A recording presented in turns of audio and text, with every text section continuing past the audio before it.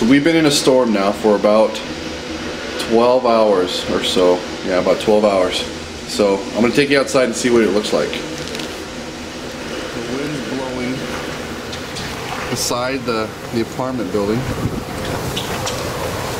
Coming from the south right now.